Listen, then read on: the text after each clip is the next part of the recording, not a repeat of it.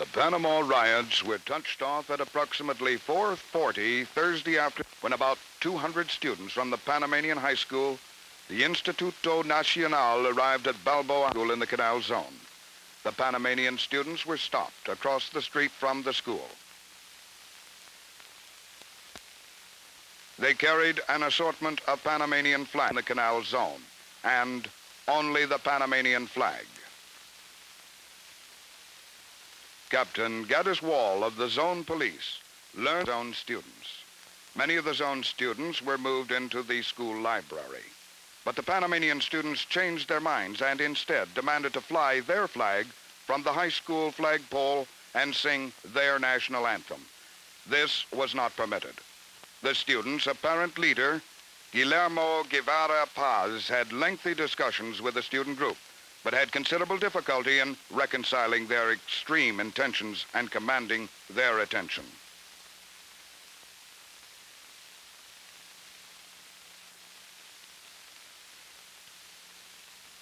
After considerable discussion, the Panamanian students agreed to a ceremony consisting of a 5-student delegation carrying the flag to the pole, holding it up for all to see and to be photographed, and closing with the singing of their national anthem.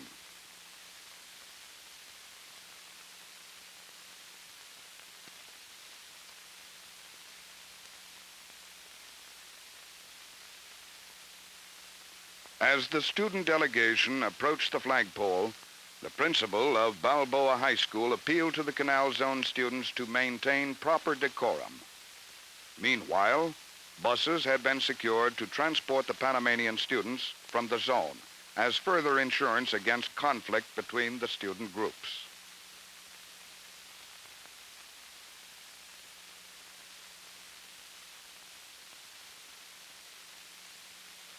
The arrival of the Panamanian delegation caused a large crowd to press around the flagpole. Captain Wall requested zone students to be respectful and explained the purpose of the student delegation. Nevertheless, emotional tensions began to build up between the two student groups. The Panamanian students objected to the agreed-upon ceremony and vehemently argued for some 20 minutes to fly the Panamanian flag from the single pole bearing the United States flag. They became completely unreasonable, and finally it was necessary for the zone police to move the Panamanian students away from the flagpole. This was done with a persistent police line and without injury to any of the students.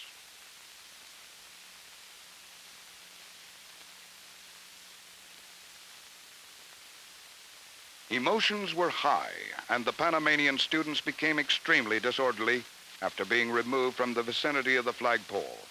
At least one policeman required medical attention after being struck by one of the many objects thrown by the students. Darkness began to settle over the area. Without warning, the Panamanian students suddenly bolted and ran up the hill toward the Panama Canal Company Administration building.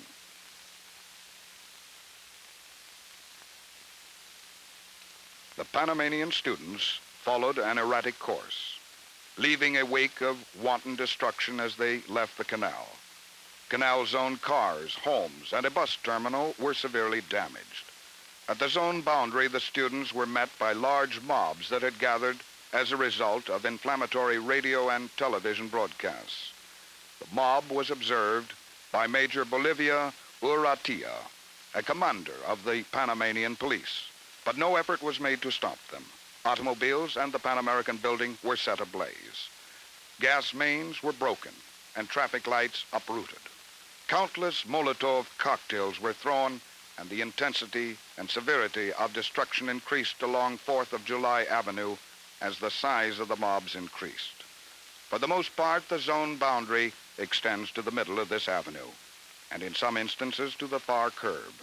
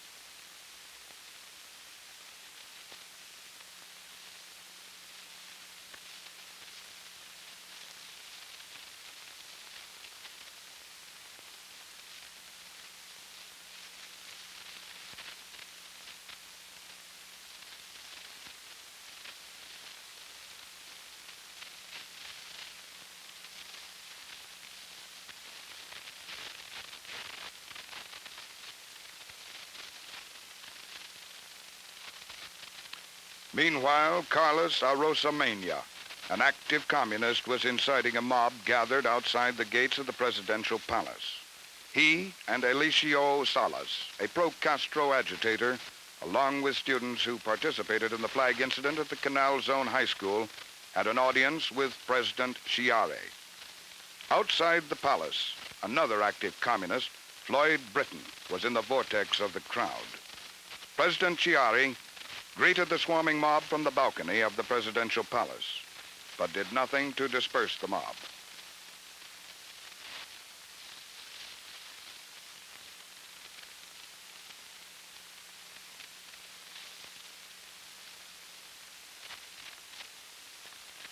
While President Chiari greeted the mobs at the presidential palace, the United States Information Service Library, located in Panama City, was being sacked and burned. Fires were raging in the street and in the library. Audiovisual trucks used by USIS in their instruction programs were overturned and burned. The library was completely gutted. Tempo of destruction increased in other parts of the city, as in the San Francisco area, where many Americans lived.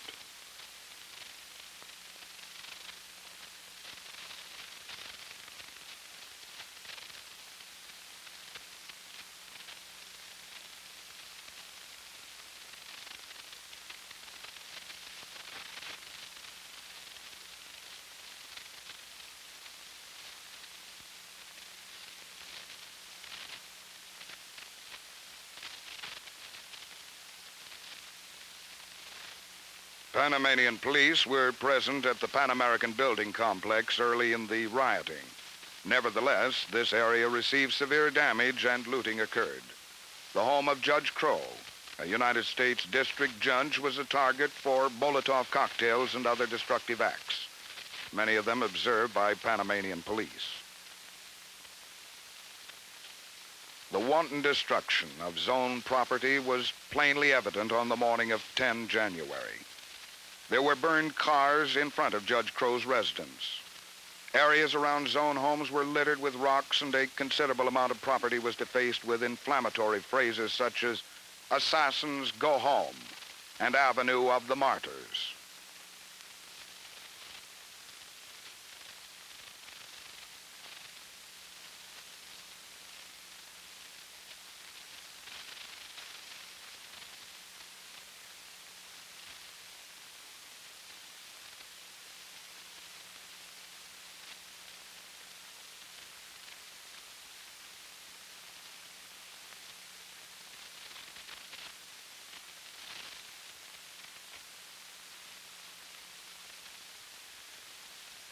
During 10 and 11 January, mobs continuously formed throughout Panama City and roamed the streets. Panamanian police did little to deter these mobs.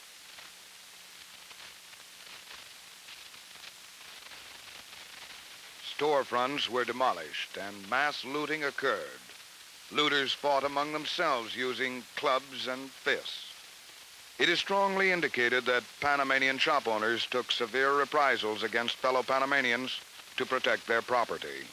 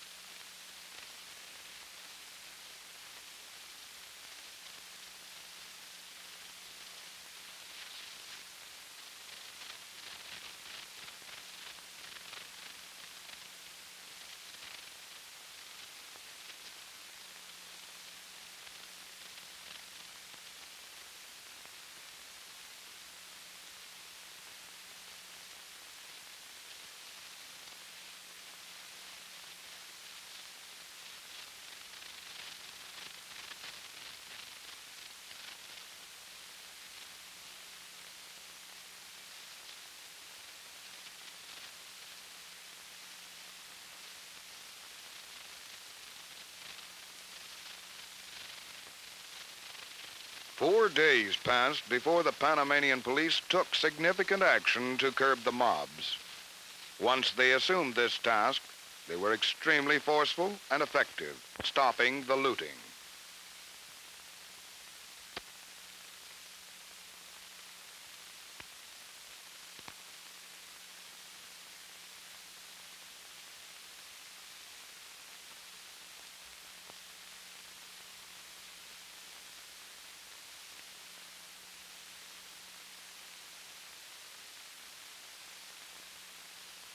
The large number of looters, broken windows, forearm injuries, vicious fights among looters, reprisals of shop owners, and actions of Panamanian police in the late days of the rioting strongly suggest that many injuries and death to Panamanians were wrongfully charged to the United States.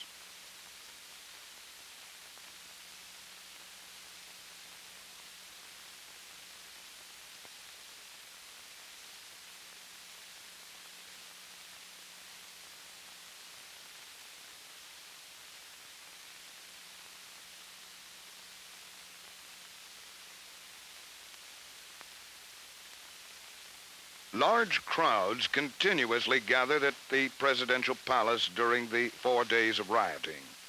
Inflammatory speeches were made, and active communists such as Victor Avila were present on 10 January outside the palace. He subsequently appeared on the palace balcony with President Chiari, along with active communist Floyd Britton. In this instance, Avila interrupted President Chiari and commanded the attention of the mob, apparently with President Chiari's sanction. Subsequently, this mob proceeded toward the Canal zone boundary near the Tivoli guest house.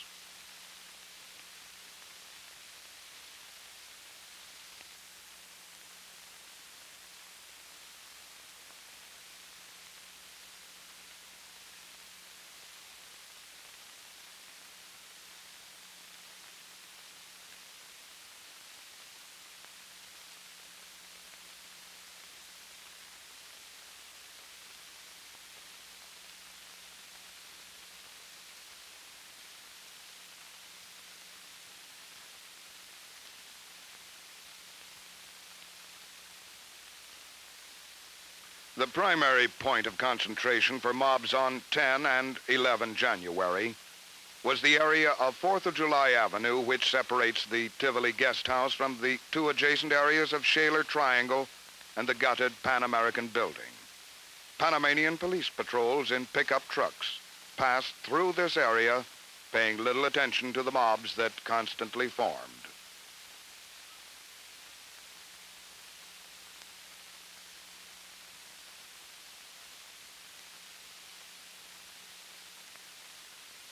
A United States monument in Shaler Triangle was defaced with the slogan, "Down with Gringo assassins, get out Yankee." The flagpole bearing the United States flag was cut down. It was carried through the streets of Panama and secured to the fence of the presidential palace and remained there for some time. The words, "We don't want the Yankee flag," were painted on the pole.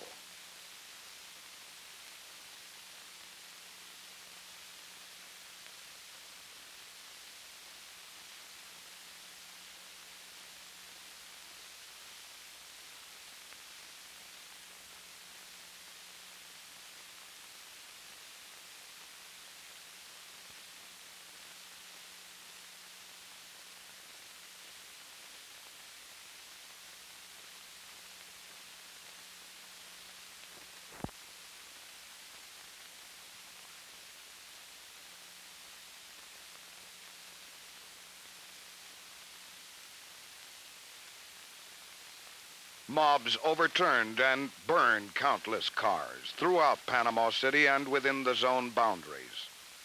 The American flag was desecrated on numerous occasions. Panamanian flags were frequently affixed to lampposts and trees within the zone boundaries. United States forces displayed exceptional restraint and only dispersed mobs when incursions into the zone became serious in terms of large, unruly mobs or destruction of buildings seemed imminent.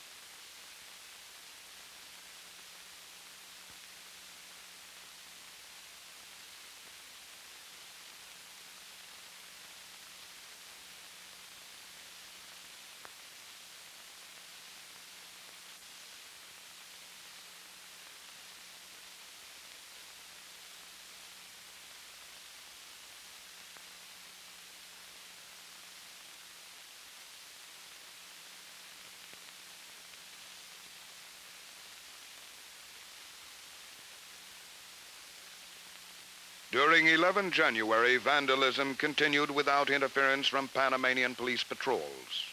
Concertina wire barriers were frequently removed from within the zone and used to block 4th of July Avenue, and on other occasions, burned cars and other debris were used to block segments of the avenue. Countless incursions into the zone were made by small groups of children and adults for the purpose of planting Panamanian flags.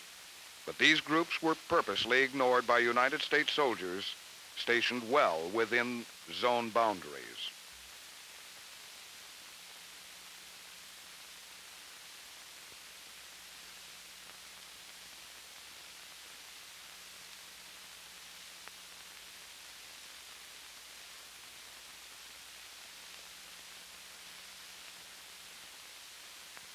Looters prowling in the Pan American building caused it to burn again on several occasions.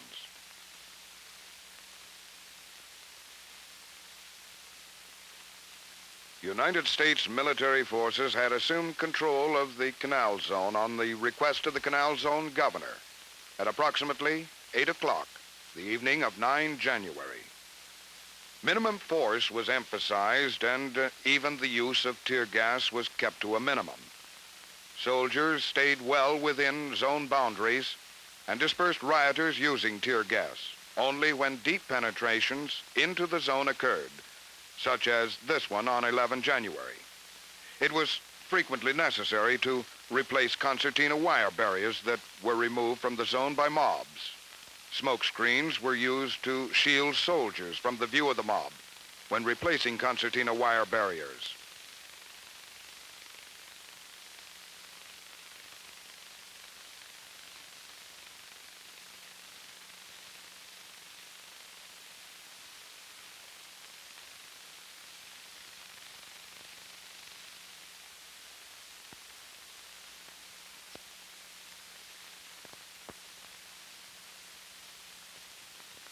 In the process of using minimum force, numerous injuries were inflicted on soldiers from thrown missiles.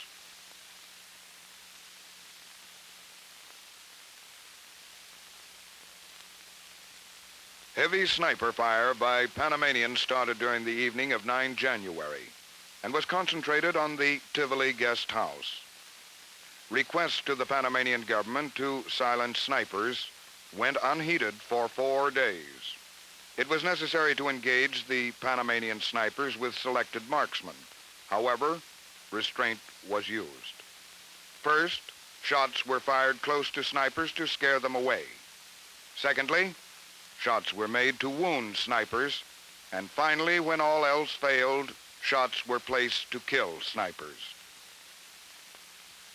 Members of the U.S. Army Marksmanship Unit were stationed on the 3rd floor of the Tivoli guest house. Sniper fire was received from a variety of weapons, including machine gun fire on a few occasions. At least 500 bullets, by actual count, struck the Tivoli guest house on the surfaces facing Panama City. Counter-sniper fire was closely controlled during the 4 days of the riots. It was terminated on numerous occasions when it appeared that Panamanian police would fulfill the frequent requests to have specific snipers quelled. It was not until the last day of the rioting that Panamanian police took effective action on the request by the military.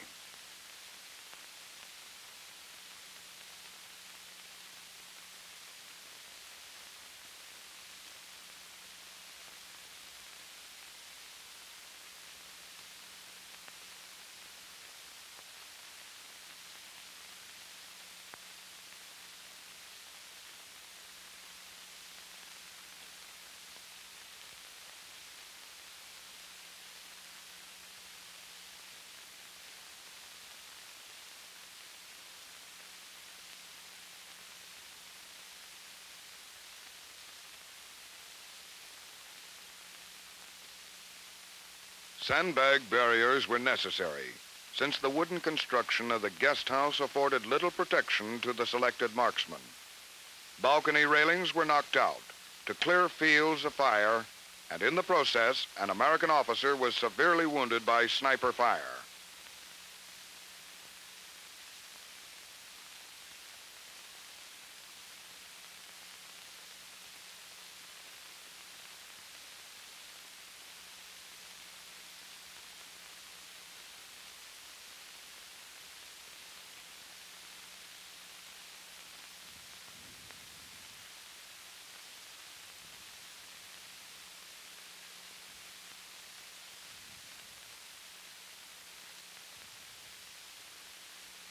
All counter-sniper fire was controlled with high-magnification spotting scopes.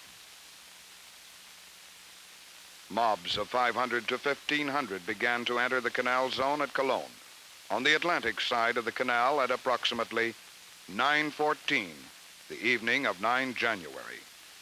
The Panamanians threw great numbers of Molotov cocktails, and sniper fire was heavy. Subsequently, Panamanians had set up roadblocks on the Transisthmian Highway near Colón, and armed civilians roamed about in full view of Panamanian police.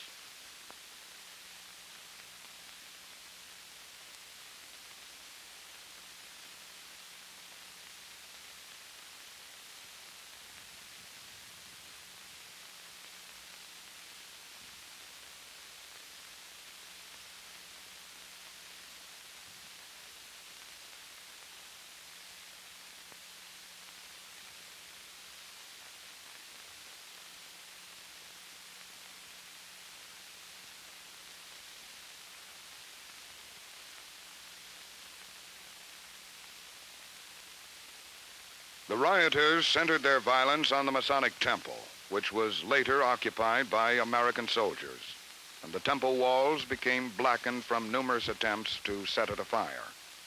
Sniper fire was also heavy, and sandbag trucks were needed to remove wounded American soldiers.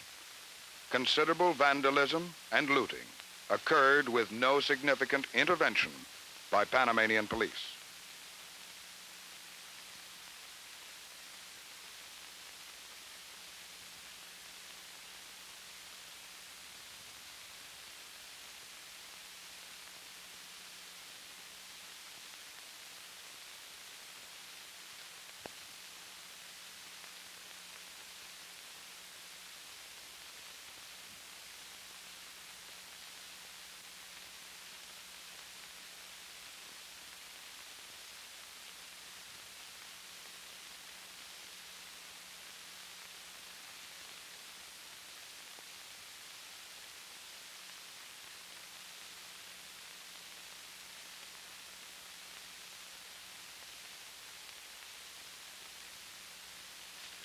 The YMCA and commissary building complex were first looted and then completely destroyed by fires started with Molotov cocktails. The prolonged disorder in Panama City and Colón caused the toll in property damage and human lives to climb to sizable amounts. Panamanians have claimed 21 deaths. 7 of these were looters trapped in burning buildings, and upwards of 400 persons injured from unidentified acts of violence. No estimates of Panama City property damage have been made. United States government property damage was in excess of $1.5 million. Another $72,000 in damage occurred to household goods of military personnel. Over 100 automobiles were damaged or destroyed. At least 60 civilians and some 80 soldiers were injured. Sniper fire wounded 6 civilians and 24 soldiers.